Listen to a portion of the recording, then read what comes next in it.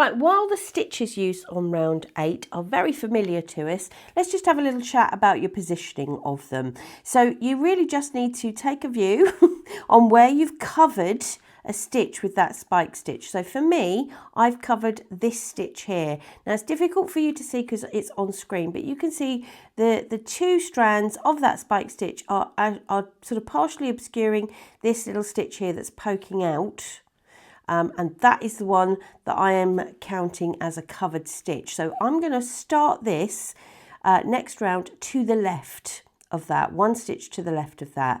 Okay, and I'm working in front of this chain that I've made. So what I'm going to do is I'm going to put my hook through that stitch so that the hook kind of sits over the top of that chain behind, because I want to, while I want to cover that chain, I don't want to catch it in. So if you look at the completed block here, if I turn that over, you will see that those chains are still loose. They are not covered by stitches. So this is how to achieve that. The hook just goes through the stitch, but the chain sits behind the hook. Okay, so we're starting with a treble here, and you can use a standing stitch if you want. Let me show you how to do that.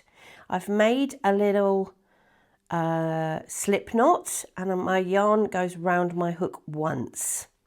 I'm putting my hook through that stitch that we've discussed as the first stitch in the position I've told you, and I'm pulling up my loop, gripping those 3 loops between my middle finger and my thumb, and just completing a treble, UK terminology, that's a double in the US terminology, in the normal way. Now that is a standing treble, that's what that looks like. You don't have to do that at all. You can start it with chains, and if we wanted to do that, I'll show you how to do that. There's a little bit more on standing stitches in Daylily, so if you want to sort of focus on that a little bit more, do pop back and have a look at those. But let's just start this with chains in the normal way. So I'm doing 1 chain here, and because I want these to stay put, I'm just going to move my cut end over the top of my working yarn, and I'm doing 1, 2 and 3, and that will secure that chain in there nicely. It's not going to be going anywhere. So that's my first stitch there, and I'm going to just move through the pattern. Now, like I said, you will be familiar with all the stitches in this round, so I won't go through it stitch by stitch with you.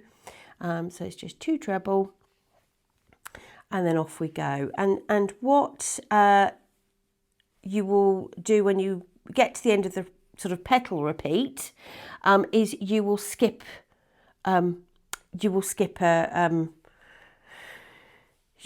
stitch. You will skip over the top of the spike stitch. So here we go. So it's 1, 2, 1, and here's the last one for this repeat. 1 treble in there.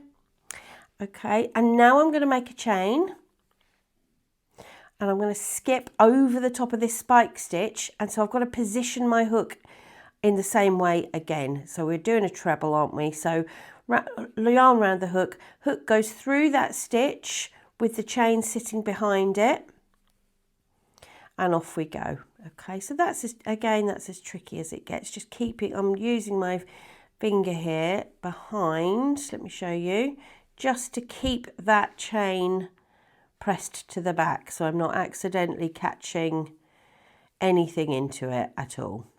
All right, and that's all you need to worry about really on this particular one.